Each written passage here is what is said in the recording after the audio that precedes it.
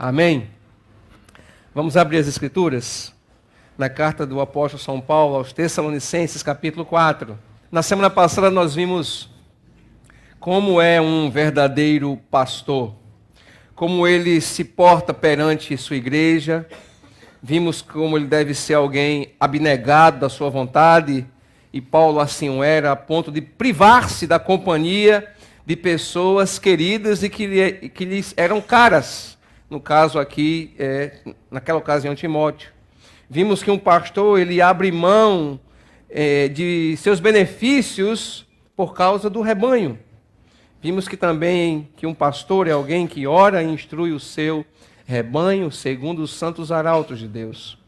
Paulo, nessa sessão, ele vai começar a caminhar para o fim da carta. Claro que tem ainda assuntos a tratar, mas ele também está inaugurando um outro tema, né? Ele vai inaugurar um outro tema e já caminhar para o fim dessa sua primeira carta. E ele vai tratar, pelo menos aqui, de duas temáticas dentro desses versículos, desses 12 versículos que nós aqui lemos. E essas temáticas ameaçavam a igreja em Tessalônica. Tessalônica, se eu não me engano, era a capital da Macedônia. Essa cidade ainda existe hoje. Hoje ela tem o nome de Salônica. Ela fica na Grécia. E naquela época ela sofria grandes influências do mundo grego, romano. Né? Havia toda uma cultura que dominava o imaginário social daquela igreja e daquela igreja. E as mesmas ameaças, por incrível que pareçam, elas também continuam prevalecendo em nossos dias, meus irmãos. Nós veremos que as mesmas ameaças que aquele povo sofria, nós continuamos sofrendo. E Paulo então vai tratar das ameaças que eram a questão de viver. Corria-se o perigo de caírem novamente na imoralidade sexual. Então Paulo vai tratar da santidade do corpo, na vida, na sexualidade daquelas pessoas, daqueles irmãos, e na santidade e no amor fraternal que deve existir dentro de uma igreja e entre irmãos.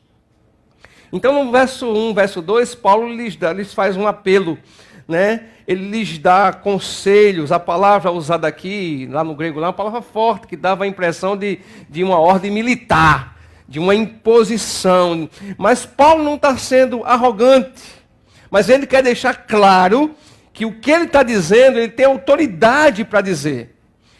E aí vem já um adendo aqui para nós aqui, porque em nossos dias ainda existem pessoas que, ao ouvirem a palavra de Deus, a inerrante palavra de Deus, a palavra daquele que não sofre variações de humor, nem fica chateado, nem fica aborrecidinho, nem fica alegrinho. Não há variação de humor em Deus, meus irmãos. Deus, quando está agindo, Ele está em perfeito equilíbrio das suas... Me permita o antropopatismo.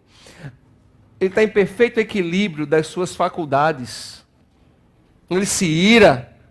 A ira, a justiça, o amor e a benevolência dele estão completamente equilibrados. Nós, quando nos iramos, nos destemperamos, né? Basta amanhã você levar uma trancada no trânsito, não é não? O cara vai ficar destemperado. Ele esquece que é crente. Ele diz assim, filho de Balaão, né? Essa jumenta de Balaão, né? É assim, filho de Jezabel. Então ele perde o destempero da vida. Mas Deus não é assim, meus irmãos. Em Deus não é essa variação. Por isso que Paulo está dizendo que o que ele está falando, ele tem autoridade para falar, mas não é por ele mesmo, não. Não é só pelo fato dele ser o pastor fundador daquela igreja, ele ser o apóstolo daquela igreja, mas é pelo fato que ele está dizendo é a palavra inerrante, poderosa de Deus, e aquela igreja precisa acolher. Nós também precisamos acolher. Mas em nossos dias as pessoas pensam que o pastor traz uma direção. Ele está...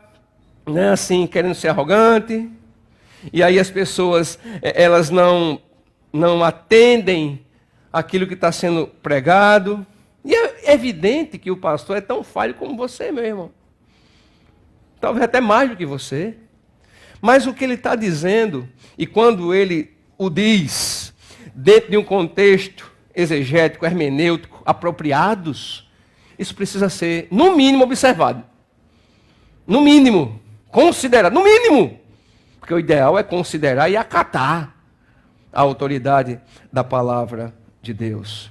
Paulo, então, vislumbra que a igreja em Tessalônica deveria buscar a Deus e se aprimorar em duas áreas: santidade do sexo e santidade nos relacionamentos entre os irmãos. Mas Paulo reconhece isso, mas ele também reconhece que aquela igreja se esforçava para viver uma vida assim. Isso está no verso 1, né, do capítulo 1, verso 3, aliás. Porque ele reconhece esse esforço, né, que havia da parte deles, que eles estavam se esforçando para viver daquela maneira, eles estavam continuando a progredir. Então Paulo vai tecer elogios no capítulo 1, verso 3, acerca daquela igreja. Paulo não para de encorajar, pois um cristão realmente maduro é aquele que progride, não fica estagnado, nem se conforma com o que está fazendo para Deus e para os outros. Com isso, aprendemos que um cristão maduro reconhece que precisa mais e mais de Cristo. Sabe por que nós ficamos estagnados na vida? Sabe por que nós ficamos solapados na vida? Sabe por que o diabo fica tripudiando em nossa vida? Claro que por trás sempre tem a base do pecado. Mas nós paramos de conhecer a Deus. Nós paramos de compreender o seu sacrifício, de nos apropriarmos daquilo que ele fez na cruz. E a vida vai ficando estagnada. Mas Paulo reconhece que esses irmãos estão progredindo. E aí ele vai exortá-los, ele vai encorajá-los para que continuem a avançar na causa de Cristo. Um cristão deveria ser assim, meu irmão. Em cada etapa vencida do seu caráter, em cada conserto, em cada salto que ele dá, ele já deveria não ficar conformado, mas partir para outro. Opa, agora eu vou vencer essa área aqui. Senhor, me ajuda a vencer essa área. Senhor, eu venci essa aqui do caráter, eu com o Senhor consegui vencer, agora eu vou partir para esse outro ponto. Senhor, meu pai morreu, mas eu nunca perdoei meu pai, ou então eu guardo essa mágoa até hoje, eu vivo com esses fantasmas circulando na minha cabeça. Senhor, agora eu preciso vencer essa área da minha vida que tem me bloqueado, me estagnado, que tem me feito angustiar. Deveríamos ser, então, como aqueles de Tessalônica, a qual Paulo encoraja a prosseguirem a crescer. Uma vida que agrada a Deus é mais do que uma vida de obediência, meus irmãos. Pois alguém pode obedecer e não agradar a Deus. E aí vem um detalhe, que a gente pode chegar aqui e dizer, poxa, o pastor está dando um pacotinho fechado, vou pegar esse pacotinho e é só eu obedecer. Claro que isso tem grande valia, mas a gente precisa lembrar que Deus olha também a intenção do coração. Ele olha aquilo que nós, temos dentro de nós, que vão desbocar em nossas ações. Quer ver um exemplo disso? De alguém que obedeceu a Deus, mas não estava agradando a Deus? Jonas. Lembra de Jonas? Começa uma... Vou não, vou nada. Tipo assim, vá para Samamede, visitar os parentes de Jane. Aí ele disse, não, vou para Monteiro. Os opostos. Mas depois ele é convencido de uma maneira muito especial. Vai ficar na boca do peixe 3 dias, vai ser vomitado. Você vai. Aí ele vai lá, ele prega, fica esperando. Depois fica com raiva. Eu sabia que ia dar nisso. Povo ruim desse, um monte de bexiguento desse. Ô povo ruim, esses praga. Mas o Senhor é bom. Aí o Senhor fica provando, gerando no coração deles que eles se arrependam. Olha a revolta do cara. O cara foi lá, obedeceu. A trancos e barrancos, mas obedeceu. Mas o coração de Jonas revoltado. Então você pode estar obedecendo, mas não está agradando. Quer ver outro exemplo? O filho pródigo. Lembra? Mas não estou falando do pródigo, estou falando do ruindade que ficou. O praga que ficou. Obedecia o pai, mas não tinha qualquer relacionamento com aquele pai. E a ação de bondade daquele pai para com aquele filho que voltou arrebentado, querendo ser escravizado, se colocando como um empregado do pai, a ação generosa daquele pai revoltou aquele filho. Estava lá o tempo todo, João. Estava lá cuidando das coisas do pai, tocando a vida. Ficou revoltado porque o pai foi bondoso com o irmão que havia retornado com cheiro de porco. E às vezes a gente faz assim também. Nós, incapazes de exercermos atos de generosidade para com os outros, nos revoltamos e até impedimos, com nossas palavras e ações, atos de generosidade de outras pessoas. Aí eu quero ser generoso com João. Aí Diácono disse, pastor, para quê? Porque eu quero. Mas não merece não, pastor. Aí eu diria assim, e quem merece? Mas eu quero. Mas tem gente que é incrível. Ela não consegue ser generosa, ser bondosa, ter uma palavra diferente, e ela impede, mina a ação de quem quer ser. Gente, pelo amor de Deus. Talvez você conheça gente assim. Claro que não é dessa igreja, é tudo da França. Vou voltar com esse negócio. Claro, aqui não. Aqui só tem santos do Senhor Jesus. Amém. É o primeiro. Mas sabe, gente. Deus vê nosso coração. Deus vê a motivação do nosso coração. E às vezes o que está no nosso coração é muito poderoso, é muito forte. Tem uma frasezinha muito interessante daquele livrinho ali, O Pequeno Príncipe. Ele diz assim, só se vê bem o coração, o essencial é invisível aos olhos. O essencial é invisível aos olhos. Por trás, muitas vezes, de uma ação de generosidade, não está um coração alinhado com Deus. Está um desejo de se mostrar. Por isso que é importante essa sondagem constante. Por que eu quero me mover dessa maneira? Por que eu faço o que eu faço? Meu coração, de fato, está alinhado com isso. Deus vai se agradar. Deus vai se agradar. Porque essa é a grande questão. É Deus se agradar de nós. E aí, a palavra de Deus está cheia de textos. 1 Crônicas 28, 9. E tu, meu amado filho Salomão, reconhece o Deus de teu pai e serve-o de coração íntegro. Jeremias 10, 17. Eu, Yahvé, o Senhor, sondo profundamente o coração e examino a mente dos homens, a fim de entender cada pessoa de acordo com a sua atitude, conforme as suas obras. O próprio Jesus, explicou-lhe Jesus, a minha comida consiste em fazer a vontade daquele que me enviou e consumar a sua obra. Será que alguém questiona que Jesus tinha um coração completamente alinhado com o coração do Pai? Ele e o Pai eram um. Então, há muitas profundidades nas palavras de Paulo.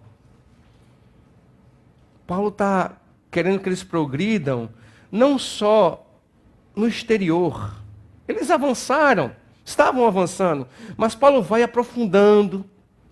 Ele vai dizendo, agora vocês precisam melhorar nisso aqui. Exteriormente está tudo certinho, mas agora eu vou trazer para vocês outras questões. Por exemplo, vocês insistem em cair em pecados ligados à sexualidade.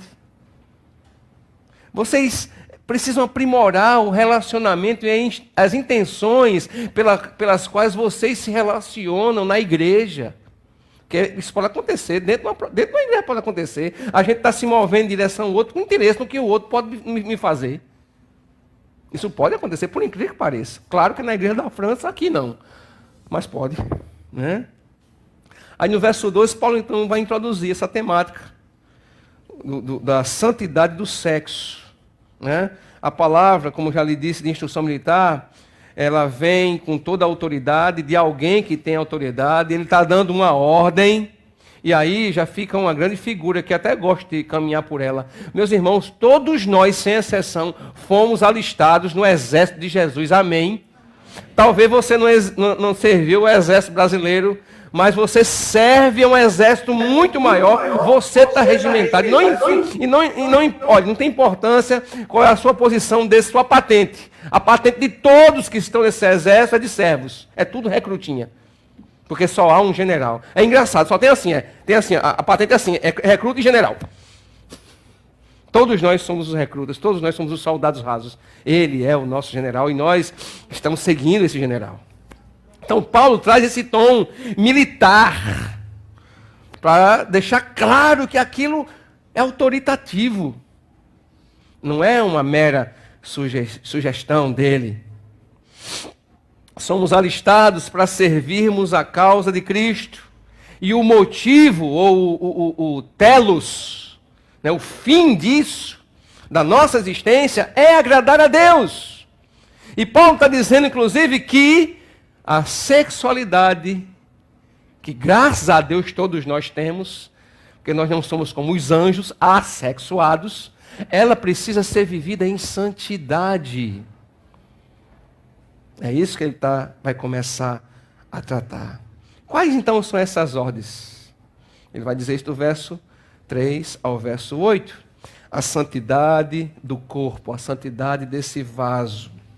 E aí é necessário a gente fazer um retorno ou uma digressão na história. Porque Paulo escrever para Tessalônica qual era a atmosfera sociocultural, o que é que estava no senso comum, qual era a religiosidade que era vivida naquela cidade. Nós sabemos muito bem que a cultura grega predominava naquele momento da história. E Paulo vai, então, desconstruir o entendimento que eles tinham a respeito de uma temática muito presente na vida da greco-romana, que é como eles lidavam com a sexualidade. Talvez Paulo escrevesse muito para o Brasil, se ele vivo estivesse. Porque nós brasileiros somos um povo altamente erotizados e vamos ver isso de acordo com o texto aqui. O mundo grego-romano, ou greco-romano, era repleto, meus irmãos, em sua época, de devassidão. Não havia vergonha, não havia pudor. As maiores figuras da Grécia, por exemplo, tinham amantes homens e amantes mulheres. O cara tinha a mulher, mas tinha um amante. Ele tinha um amante e uma amante. Então ele transicionava nesse mundo do hétero e do homo com muita facilidade. Esse era o ambiente que Paulo está escrevendo. É para essa cidade, para a igreja que está nessa cidade. E queira ou quer não, toda a igreja ela sofre a influência do mundanismo. Todos nós que estamos aqui sofremos as influências do universo, da cultura, do senso comum e da religiosidade que nós nos encontramos. Então Paulo está vislumbrando isso. Eu vou lhe dizer alguns nomes aqui que vocês conhecem muito bem. Por exemplo, Alexandre o Grande. Ele tinha um amante chamado Thaís. E também ou alguns amantes homens. O grande conquistador que morreu aos 32, 33 anos de idade.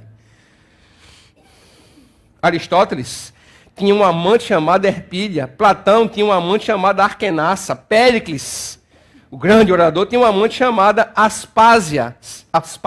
Nomes lindos aqui para você botar para a filha de vocês. Sófocles, olha que coisa linda. Sófocles é o leite. Esse Sófocles tinha uma amante chamada Arquipe. A prostituição tornou-se regulamentada, meus irmãos. E o cara que instituiu, que organizou a coisa da prostituição, ele começou a construir, com o dinheiro da prostituição, começou a construir templos de adoração aos deuses gregos.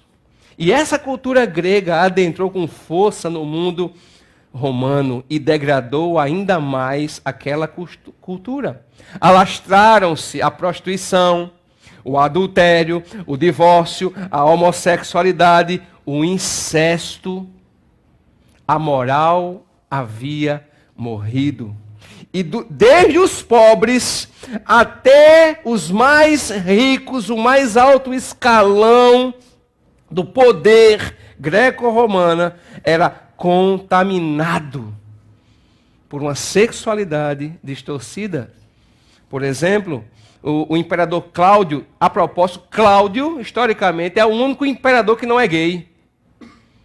De 15 imperadores, Cláudio não era gay. Você imaginou isso? Todos os outros eram homossexuais. Todos. Aí Cláudio teve uma bênção, porque a esposa dele era prostituta oficial. A esposa do imperador Cláudio, Messalina, saía do palácio, ia se prostituir e voltava pela manhã para o palácio. Você imagina uma coisa dessa, que doidice da peste? Para quê, hein? Não era dinheiro. Era o senso comum. Era a religiosidade que estava impregnado naquela cultura. Calígula, já falar um sujeito chamado Calígula, viva o history. Né? History faz essas coisas tudo, é bom demais. O cara aprende. Calígula, ele vivia de maneira incestuosa com uma irmã chamada Drusila. E Calígula, um devasso, tinha um hábito bem legal. Ele prendia os homens, seus inimigos, os punha de cabeça para baixo, nus, e ele beliscava, devorava os testículos dos homens. É coisa boa, muito legal. Então, todas essas histórias estão nesse contexto. Aquela igreja está mergulhada nisso aqui. Por isso que eles eram tentados a voltar a caírem em pecados de ordem da sexualidade. Nero tinha relações com a própria mãe, Agripa, que depois ele vem a matar. Consegues imaginar isso? Quando Paulo escreveu esse texto, ele está diante de um desafio muito grande. Ele vai lidar com forças poderosas, a força da cultura, do senso comum e da religiosidade. Da cultura. Isso era norma. Ter um amante homem, uma amante mulher, era norma. E ninguém se espantava com isso. Um jovem solteiro, ou seja, um homem com menos de 30 anos de idade, ele tinha uma vida sexual ativíssima, com homens, mulheres e escravas ou escravos. Isso era norma, gente. Ninguém recriminava. Imagine, na cultura, no Instagram de Tessalônica, ou do Império Romano, você vê Nero de mãos dadas com seu amante. Na revista Época de Tessalônica, né?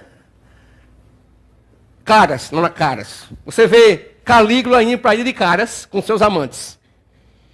E petiscando testículos de homens com vinho. Isso é influência. Hoje, nós temos as blogueiras, os blogueiros, os youtubers. Gente devassa que tem feito a cabeça de jovens e de crianças. Só mudou a tecnologia. Mas os pecados, eles não mudam. Eles até se disfarçam em outros. Imagine um professor, um poeta, que viviam intensamente a sua homossexualidade. E influenciavam outros. Admirados, inclusive. Ah, grande fulano, grande fulano. E todos sabiam que ele tinha um amante. Todos sabiam que ele era um pedófilo.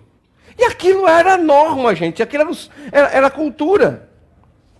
Mas não só essa força poderosa da cultura, também o senso comum prevalecente. Especialmente o senso comum prevalecente do pensamento gnóstico. Por que é que os gnósticos diziam? Olha, você pode esculhambar o seu corpo, meu amigo. Você pode esculhambar, você pode se entregar à devassidão, à imoralidade. O corpo não serve para nada. Mas a sua alma é limpa. Você pode ter quantos amantes quiser, você pode ter relações com sua mãe, com seu pai, com a sua irmã, com o jumento da casa. Você pode fazer o que você quiser, meu, porque sua alma é limpa.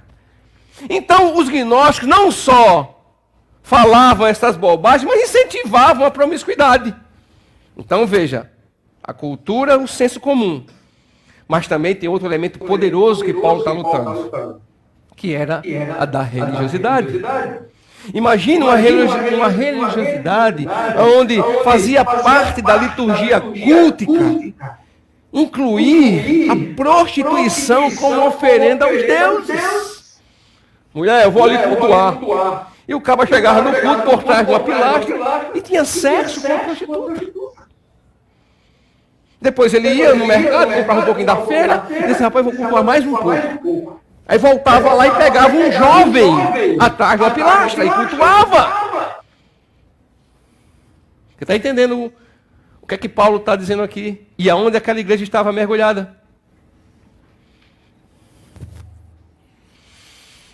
Tinha lá Afrodite, em Corinto, nós aprendemos aqui já.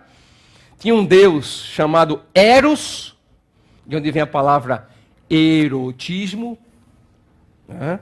E tantos outros. Eu lhes pergunto, meus amados irmãos, mudou alguma coisa? O que você acha? Mudou alguma coisa? Quando você, dentro da sua cultura, nossa cultura que é tão bonita, mas você escuta canções, claro que eu não vou dizer a canção, mas vou deixar só para que você entenda. Vou vender a casa e vou morar, para viver a vida toda rodeado de mulher. Quem já ouviu?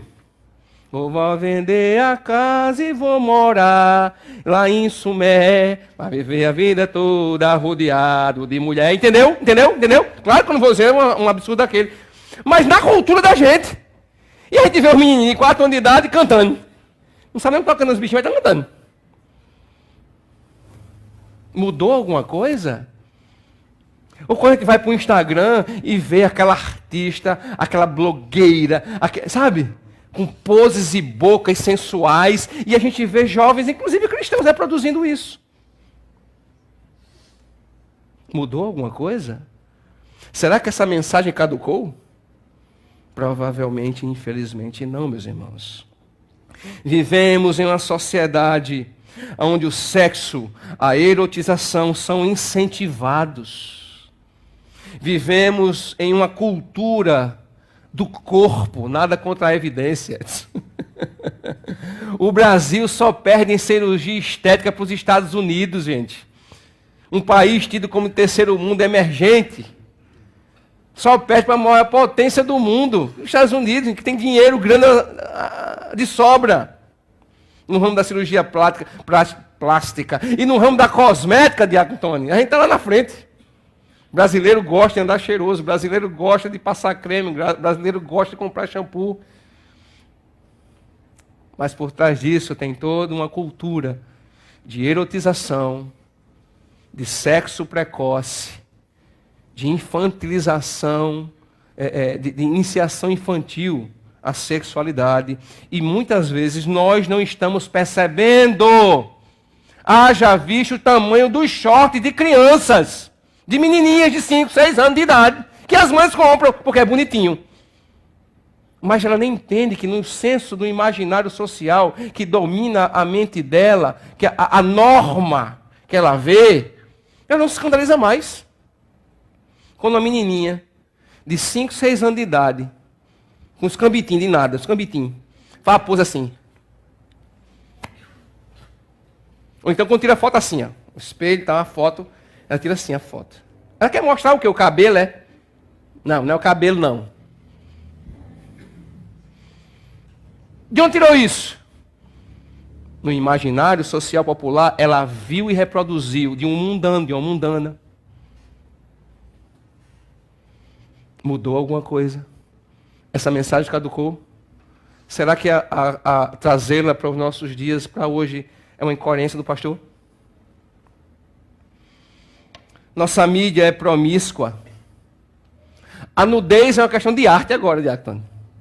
No artístico. E tem que até um gospel. Modelos gospel com nu artístico. Não, isso não tem nada a ver. Isso é o meu trabalho. Eu fico nua, mostrando minhas partes, é o meu trabalho.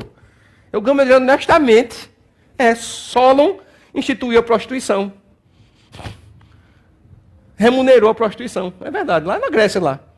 E nos nossos dias, né, é a extinta revista, aquelas revistas que... Playboy, etc, etc, etc. O sexo, o nudismo, tornou-se uma questão de arte. Aquilo que deveria ser privado é agora exposto. Nossa mídia é promíscua.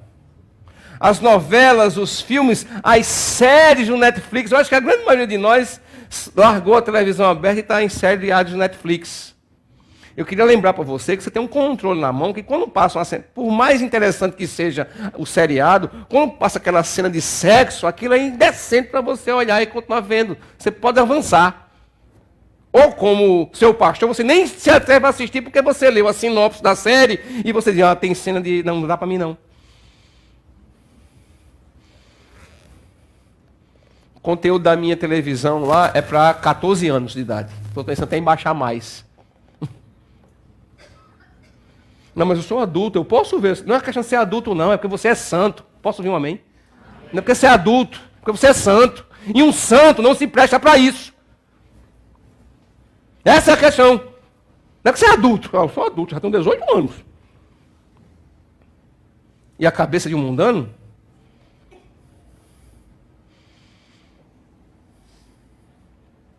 As novelas, os filmes, as músicas erotizam as mentes, infundem imagens distorcidas daquilo que é um presente de Deus. Atenção, pastor Abílio não está levantando bandeira contra o sexo, muito pelo contrário. O sexo, essa maravilha, é um presente de Deus, mas o pecado distorce. Então nós temos a apologia ao divórcio. Crente, em nossos dias, se divorciam tanto quanto o ímpio, para tristeza nossa e vergonha. Existe uma apologia ao adultério, através das novelas, dos seriados e dos filmes. Uma apologia à homossexualidade.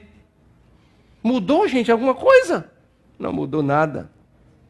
O sexo santo, puro, bom, prazeroso, criado por Deus, foi e está sendo banalizado, vilipendiado e comercializado. Porque quando a gente assiste uma série de Netflix, a gente está pagando. Vem lá a parcelazinha todo mês. A gente está pagando com imagens distorcidas de sexo. Nós estamos pagando, gente. Está sendo comercializado.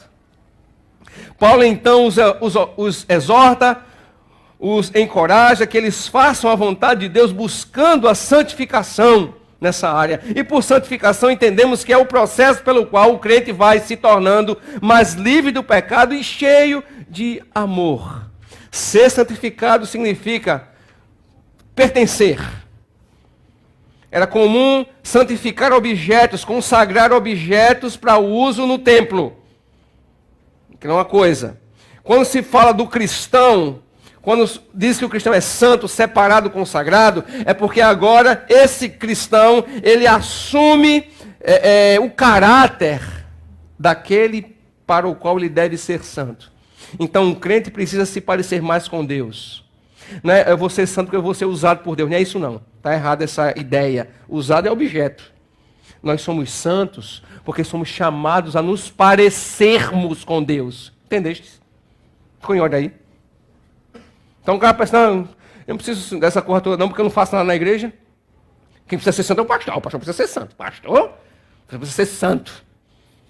Ele é ungido, Senhor. É Ele que prega.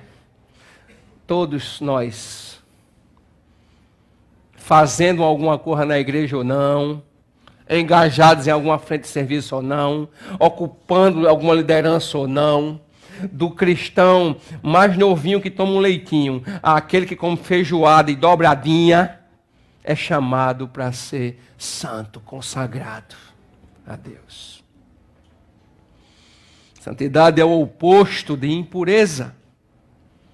Como fica caracterizada uma pessoa santa que quer honrar a Deus? Ela se abstém da impureza sexual, e a palavra, se não me engano, aí é porneia. E por porneia é tudo que engloba todo tipo de distorções na sexualidade. É tudo que ocorre fora da relação, onde o sexo pode ser aproveitado. Ou seja, qual é o único ambiente que o sexo pode ser explorado, aproveitado, desfrutado, vivido intensamente? Qual é o único ambiente? Casamento. É o único. O único. Nenhum outro é. É dentro do casamento. Então, a pornografia é condenada. E talvez você que está aqui, alguém que esteja aqui não, na igreja da França, viva aprisionado ao pecado da pornografia. E hoje, com acesso a 10 megas de internet, a TV 4K,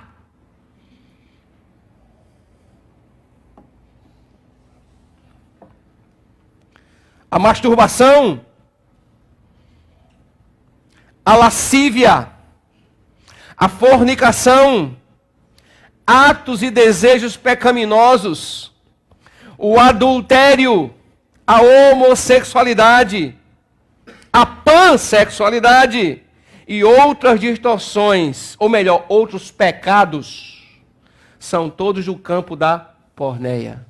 Tudo é porneia. Irmãos, Deus não está com isso querendo privar ninguém de prazer, não. Deus nos fez seres sensoriais. E sexo é bom que só a gota. Posso ouvir um amém? Isso que é amém fraco, meu Deus. Senhor, que esses casados façam, Senhor. Restaura, Pai, restaura. É uma bênção de Deus. No casamento, ó. Deus não está querendo curtir o barato de ninguém, cortar o barato de ninguém aqui, não. O problema é a banalização. Porque o sexo se banalizou na sociedade. O casamento é para proteger exatamente esse presente de Deus. Para proteger esse presente. Entenda uma coisa. Não há felicidade fora dos princípios de Deus. O cara pode até ter prazer. Pode ter prazer que ele comprou, que ele pecou. Ele pode ter prazer. Prazer ele vai ter. E, segundo o nosso estudioso para assunto de sexualidade, Diácono Antônio, quantos segundos, Diácono Antônio? 3 segundos. Conta comigo aí. 1, 2, 3, acabou. Oh, valeu a pena se comprometer diante de Deus por 3 segundos? Vamos pensar. Vamos pensar. A pessoa pode ter prazer, mas ela, em algum momento da vida, vai entender que aquilo foi errado, que aquilo não satisfaz. Gente, eu fico imaginando se Davi tivesse pensado nas consequências do seu ato. Se Davi tivesse tido um lampejo, pai, o que é que vai dar isso? E Deus o revelasse, se ele ainda teria entrado naquela. Eu acho que não, gente. Que as consequências foram enormes para a vida dele. Em uma relação sexual sadia com o cônjuge, o resultado é a alegria, a intimidade, santo despudor. Mas quando há porneia, o resultado é culpa, medo, vergonha, estranheza de Deus, remorso. E não são poucos aqueles que colhem o fruto desse pecado. Mas com isso também eu quero lhes dizer, meus irmãos, que em Cristo há restauração, libertação e perdão. Não importa que pecado cometamos. Quando nós nos voltamos novamente para o Senhor, a libertação, a perdão, a restauração, sua misericórdia se renova em nós, a alegria nos inunda novamente, nós podemos ter a certeza que podemos caminhar livremente diante de Deus. Pergunta: por que muitos vivem em tais distorções e pecados? E aí a gente precisa sair daquele campo um pouquinho e entrar em outro. Por que será, gente? E aí vem algumas sugestões do pastor, ou que os estudiosos nessa área apontam. Devido a causas emocionais. Tem gente que é viciada em sexo. Abusos que sofreram na infância. A iniciação precoce na infância através de um parente mais velho. E tem mulheres que não conseguem sentir satisfação no ato sexual, mesmo dentro do casamento, porque carregam dentro de si traumas gigantescos nessa área. Casais que não desfrutam a plena alegria devido a tabus que carregam, que guardam, ou que aprenderam de maneira errada, inclusive dentro de igrejas. Se você tem algum problema nessa área aqui, gente, eu sou um pastor que também entende de algumas coisas. E naquilo que eu não entendo, eu tenho toda a tranquilidade de dizer assim, procure um especialista. Você vai ser muito melhor ajudado ou ajudada.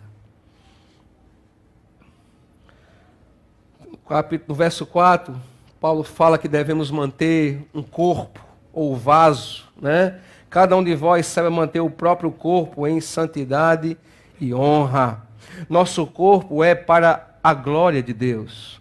Um espaço onde Deus seja visto e honrado, pois o nosso corpo é templo do Espírito Santo. Nossos membros não devem ser expostos à impureza, mas devem ser vasos de honra. E a palavra vaso tem dois significados no Novo Testamento. Né? Podia ser corpo, mas também podia ser a representação da mulher. A mulher como um vaso. Está lá em 1 Pedro, capítulo 2, verso 7. Né? Podia ter essas duas representações. Essa instrução se resume a pessoa não entregar-se à impureza, aos apetites sexuais desenfreados. E aí, uma recomendação que me veio para dar aos jovens, cuidado com o namoro. Um namoro que leva você para romper com a castidade está fora da vontade de Deus. Manda pegar descendo esse filho de Belial. Atenção! Não é que um jovem é assexuado. Porque imagina, um menino namorar com a menina bonita que só a gota, um menino bonito que só a gota, tudo novinho, os hormônios, tudo ímpio, dizer assim, vamos pecar. O impulso sexual foi Deus quem botou nesse menino, para a tristeza dos pais que estão aqui. Mas Deus botou. Deus botou nessa menina também. O estranho seria esse menino, essa menina não ter impulsos sexuais. E aí até no namoro precisa se observar isso. Agora, quando esses impulsos sexuais querem partir para os finalmente, aí você diz assim, opa, não. E quando a conversinha fizer assim, ó, seria uma prova do seu amor. Aí você fala assim, ó, é golpe, como é que é? Quem disse? É porra! Boa, Chicão. E quando o Malaquia, o maleta, olha, ei, não só tem o maleta, tem também a maleta. Tem, hoje em dia, tem um bocado de filhote de Jezabel. Tem as filhotes de Jezabel. Com essa conversinha dizer, seria uma prova do seu amor. Aí você assim, eu vou te provar que eu amo mais a Deus. Pega descendo. Vai de reto, Satanás.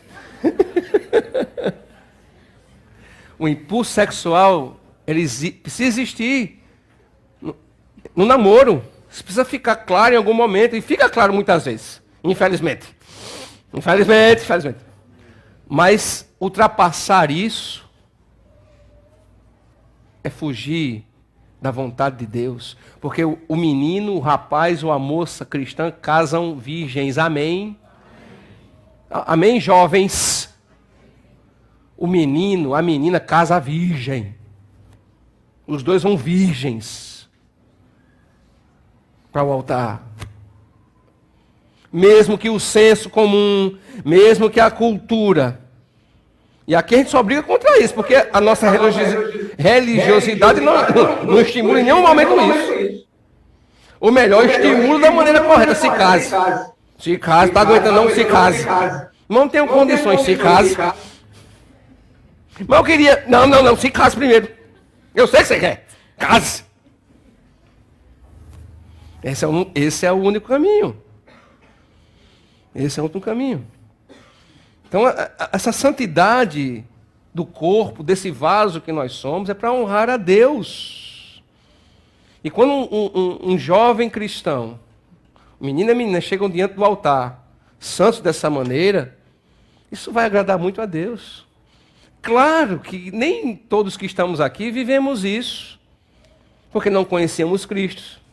Estávamos contaminados pela cultura, pelo senso comum, e por uma religiosidade distorcida. E muitos não ingressaram no casamento assim. Paciência, esse pecado seu já foi perdoado. Posso ouvir também um amém? Graças a Deus, foi perdoado, meus irmãos. Mas hoje nós aprendemos qual é a maneira correta. Verso 5. Um cristão, ele se guarda de desejos o quê? O que é que diz aí, gente? Vou tomar uma aguinha? De paixões e desejos semelhantes a gentios. Aí fala de lascívia, aí fala, né, de concupiscência. O cristão se guarda de desejos lascívios. Atenção, lascívia. E é um pecado muito comum com essa mega exposição de rede social que nós temos. O pecado da lascívia, dessa lubricidade que está ligado à sensualidade provocante. É natural da mulher ser sensual. Mas quando ela usa dessa sensualidade exagerando ou provocando no outro uma impossibilidade de atender o anseio sexual que ela gera, o nome disso é lascívia, é pecado. Então, um olhar, um toque, uma insinuação, uma roupa mais justa, um decote, assim, olha aqui, irmão, por mim. E a praga do Egito, filhota de Jezabel. Sai!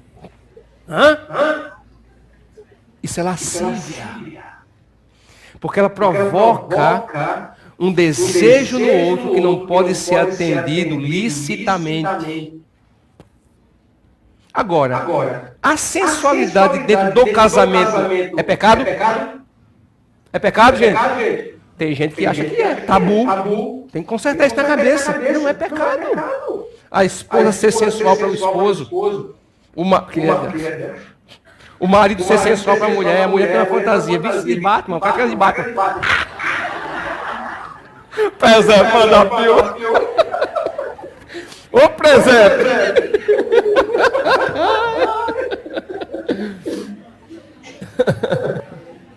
Os jogos de sensualidade dentro do casamento, que apenas envolvem o casal, não é pecado.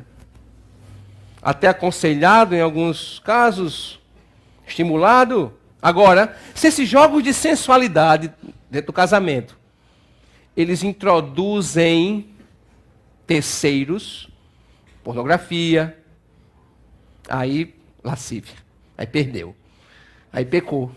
O que era bom ficou ruim. Está entendendo, gente? Então, o pecado da lascívia, esse desejo aqui, essas paixões aqui que Paulo está dizendo, elas não podem existir. Usar a sensualidade de maneira errada pode acender, provocar concupiscência, desejo desenfreado, algo que fica assim incontrolado. Então está lá o casal namorados, a menina ou o menino já perceberam que são normais, eles têm os impulsos normais, aí essa menina, esse menino ficam provocando. Olha, eu queria te ver pelo WhatsApp. Será que é pecado? WhatsApp? Não. Manda uma foto do teu pescocinho. Aí a menina vai e manda uma foto do pescocinho. Eu queria ver aquela gargantilha, tua gargantilha. Que tu tem a gargantilha. Aquela foto da gargantilha, bem bonita. É gargantilha, cordãozinho.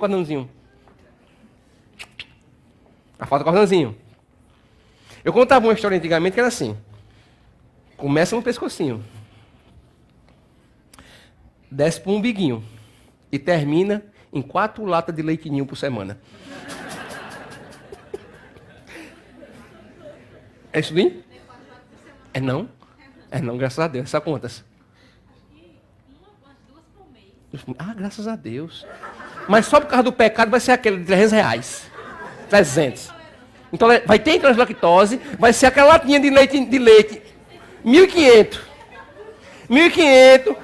Vai, como dá? Alfarré, de Titone Ferro aqui, alfarré, R$1.500. Vai depender do SUS para entregar e vai atrasar. Vá pegar agora, seu bexiga, vá pegar. Ô, gente, a gente brinca para dar um tom aqui, mas a coisa é muito séria. a lubricidade, esse pecado, a lascívia, que é usada para encantar um homem ou uma mulher, isso é condenado por Deus se aquele ou aquela não fazem parte, da sua vida. Então, irmãs, vejam como se vestem, como suas filhas se vestem. E pai, deixe de ser abestalhado também e diga não para essa pirraia.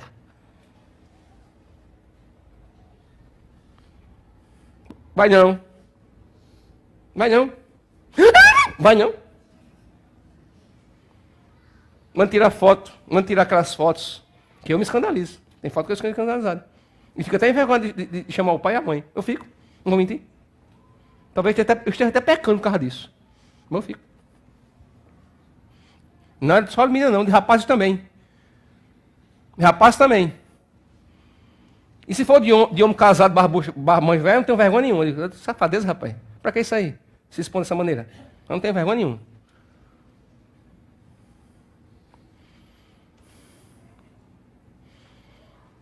Outro pecado, irmãos, danoso, é o pecado da pornografia.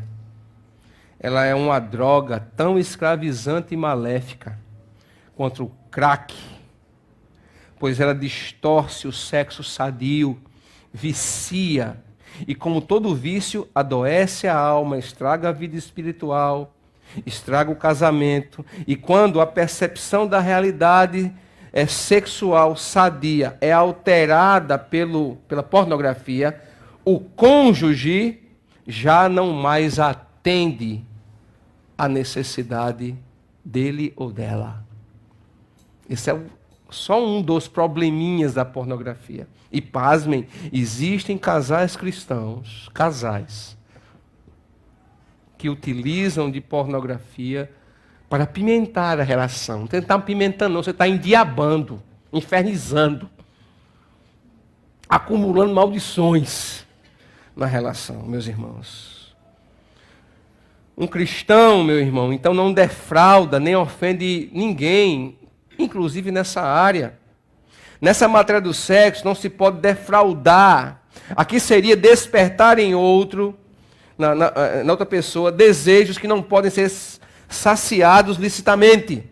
Insinuação através de um olhar, flerte, uma roupa provocante, que desperte no outro desejo sexual, que ele não pode satisfazer-se licitamente. Isso é pecado. Eu falo licitamente, porque entre casados, os jogos de sedução são válidos, sadios e aconselháveis. Paulo fala, não ofenda ninguém dessa maneira. Então, quando um jovem, quando uma moça ultrapassam o limite do namoro, e eles então começam a ter uma vida sexual fora do casamento, eles estão ofendendo um ao outro, eles estão ofendendo ao pai, à mãe, se são crentes, eles estão ofendendo a sua igreja. Olha quanta ofensa num ato seu. Porque aquilo que é do mundo da igreja nunca é privativo. Sempre nos envolve. Esse é o problema, meus irmãos. Quando se trata de pessoas da igreja, isso nunca é privativo, não, gente. Isso nos envolve. Isso nos toca a todos. Então não ofenda ninguém. Tenha, e eu acredito e oro para que todos tenham aqui um santo namoro, abençoado por Deus, entendendo que os impulsos sexuais são normais, entendendo tudo isso, mas mesmo assim, esses jovens, esses casais vivem intencionalmente para a glória de Deus e não têm a intenção de ofender quem quer que seja. Sabe por quê? Tem um negócio muito sério aqui, porque diz que dessas questões Deus é o vingador. Deus é aquele que traz castigo, como nós vemos em algumas versões aí, mas tem que ele é o vingador. Já imaginastes? Deus se vingando de você, porque você ofendeu o pai daquela moça, envergonhou. Deus se torna o vingador, ou seja, Deus toma o lugar da vítima e diz assim, agora é comigo, balão. Virgem Nosso Senhor. Hein? A Bíblia diz que terrível coisa é cair nas mãos de um Deus santo. Você já imaginou isso? Quando uma mulher, quando um homem comete adultério, ele está caindo, se colocando nas mãos de Deus. Ele está defraudando, ele está causando dores, ele ou ela estão causando dores emocionais. E as dores emocionais mais agudas que alguém pode sentir é exatamente nessa área da traição. É uma ofensa. E Paulo está dizendo, não ofendam ninguém com essas questões. Mas, todavia, eu também os lembro, porque nenhum de nós aqui, atenção, triste é o cabra que acha que não pode cair nessa. O cabra ou a cabra. Triste. Eu me garanto, lascou-se, perdeu, já era. Triste é o cabra. Nós dependemos de Deus para nos mantermos fiéis. Nós dependemos de Deus, meus irmãos. Então você precisa admitir isso. Eu corro perigo todo dia. Se eu não vigiar, eu posso defraudar minha esposa, meu marido, meus pais, os pais da minha namorada. Defraudar a minha igreja, eu posso. E eu não quero me tornar alvo da vingança de Deus. É só por causa disso que Paulo está dizendo para a gente não cair nessa. Horrenda coisa é cair nas mãos do Deus vivo. E tem gente que recebe essa vingança, pois a consequência de seus atos, são a perca da paz, a culpa e o ciclo de quedas, uma após a outras, que são vividos ininterruptamente. O conselho aqui é: pare, rompa com a prática do pecado. Apóstolo, isso é muito forte, não é mais forte. Sabe por quê? Porque Deus, quando nos adverte, Ele providencia o meio para nós resistirmos. E aqui no texto é só uma pessoa simples que Deus ajuda. Eu vou mandar alguém para ajudar vocês nessa área que você está dizendo que tem muita dificuldade. Não consegue parar de ver pornografia, não consegue parar de pecar, não consegue parar de se masturbar, não consegue parar de romper com adultério. Eu vou dizer para você que você consegue. Que eu vou mandar uma pessoa que dá para te ajudar. Sabe qual é a pessoa que ele manda aqui? Qual é a pessoa, irmãos? Está aí o texto. Quem é? Olha o texto aí, por favor. Quem é a pessoa que Deus manda? Porque Deus, quando dá uma advertência, Ele providencia um meio para a gente não cair, irmão Norberto. Qual é a pessoa que Ele manda aí, gente? Quem? Somente o Espírito Santo. Então este discurso de que eu não posso, eu não consigo, é verdade. Você e eu, por nós mesmos, nós não podemos, não conseguimos, Edom. Mas o Espírito Santo foi enviado para nos ajudar, para nos fortalecer e para, se já caímos, rompermos com a prática do pecado.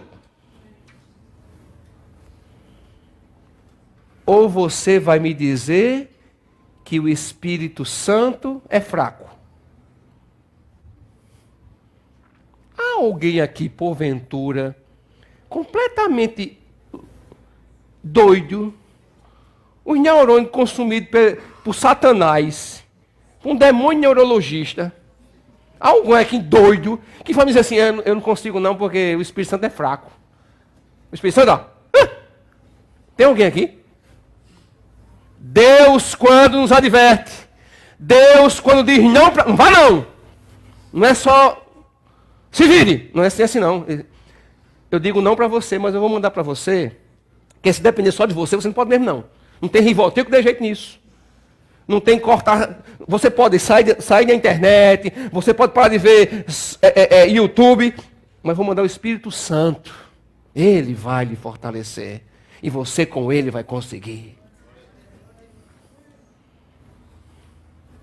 Ele enviou o seu Espírito para nos ajudar. Precisamos então, irmãos, estar atentos com a cultura de sedução em que nós vivemos. Deus não nos chamou para a impureza, mas para a santificação. Avalie, portanto, a sua vida. Você melhorou depois da sua conversão? Esses pecados Eles foram abandonados. O impulso, todos vão sentir, gente. O negócio é não pecar. E na questão dos casados, isso é mais elaborado. Porque os casados, a pancada do bom muda. Não é só ter o ato. É imaginar ter o ato. A pancada do bom muda para os casados. Jesus disse, vou caprichar para vocês, casados. Vou dar um presente bom para vocês desfrutarem. Vocês desfrutem. Desfrutem à vontade. Esse meu presente que eu dou é bom demais. Pode pegar, pode aproveitar. Os casados. Casados. Ao Senhor em cima, eu vou dizer um negócio para vocês. Se vocês olharem com intenção, com desejo, imaginarem-se, deitando-se com outro ou com outra, adulterou, pecou. Então, com os casados, o negócio é mais complicado. E o Espírito Santo está para nos auxiliar nisso. Graças a Deus. Amém, gente? Eu não vou me estender mais. Semana que vem a gente vai para outra parte lá dos relacionamentos. Mas vamos ficar de pé.